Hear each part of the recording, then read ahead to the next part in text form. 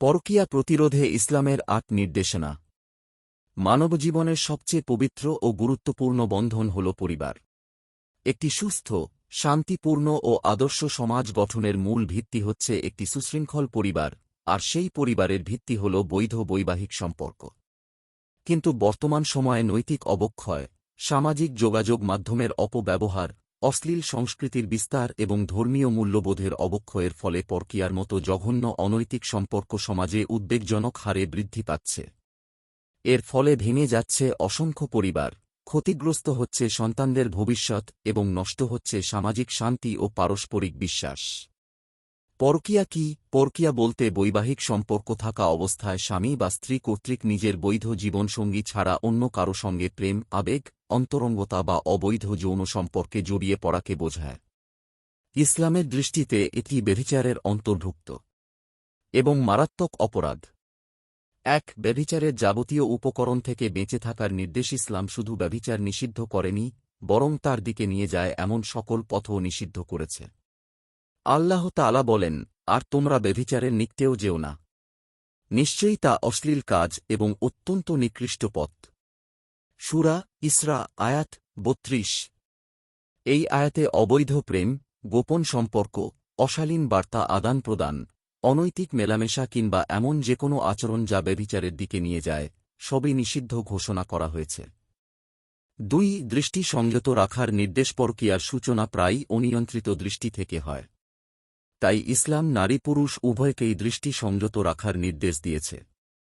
আল্লাহ তাআলা বলেন, মুমিন পুরুষদের বলুন, তারা যেন তাদের দৃষ্টি সংযত রাখে এবং নিজেদের লজ্জাস্থানের হিফাজত করে। সূরা নূর আয়াত ৩০। এরপর আল্লাহ তাআলা নারীদের প্রতিও একই নির্দেশ প্রদান করেছেন।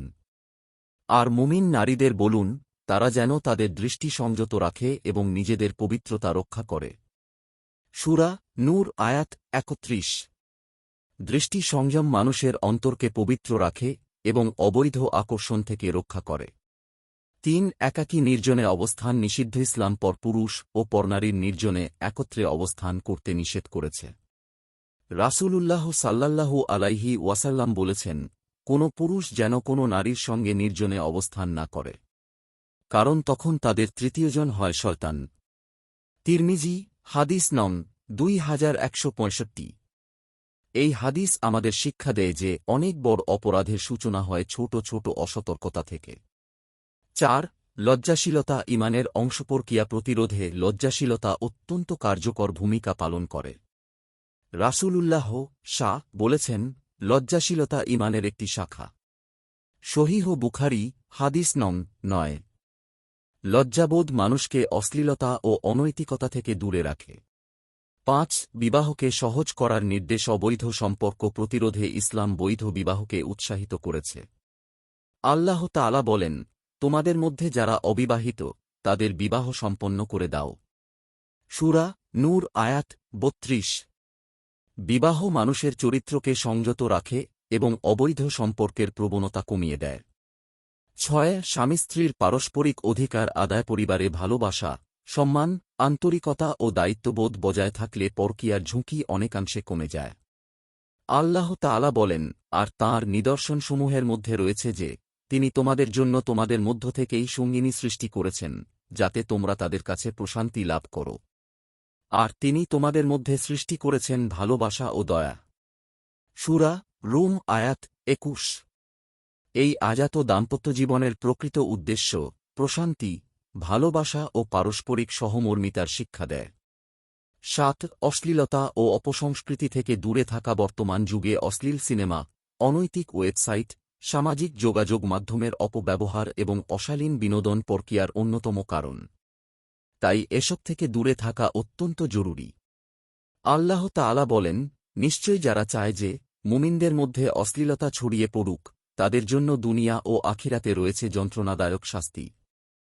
সূরা নূর আয়াত ১৯। ৮. তাকওয়া ও আল্লাহভীতি অর্জনে ব্যক্তি সর্বদা মনে রাখে যে আল্লাহ তাকে দেখছেন, সে সহজে গুনাহে লিপ্ত হয় না। আল্লাহ বলেন, আর যে আল্লাহকে ভয় করে, তিনি তার জন্য উত্তরণের পথ বের করে দেন। সূরা তারাক আয়াত ২। এভাবে তাকওয়া মানুষের অন্তরকে পরিশুদ্ধ করে এবং হারাম সম্পর্ক থেকে দূরে রাখে। পরকীয়ার ভয়াবহ পরিণতি। পরকীয়া কেবল একটি ব্যক্তিগত পাপ নয়, এটি ব্যক্তি, পরিবার ও সমাজের জন্য ধ্বংসাত্মক। এর ফলে ১. পারিবারিক বন্ধন ভেঙে যায়। ২. স্বামী স্ত্রীর পারস্পরিক বিশ্বাস নষ্ট হয়। ৩. সন্তানের মানসিক বিকাশ ব্যাহত হয়। ৪. সামাজিক অস্থিরতা ও অপরাধ বৃদ্ধি পায়। ৫. আল্লাহর অসন্তুষ্টি ও আখিরাতের কঠিন শাস্তির কারণ হয়।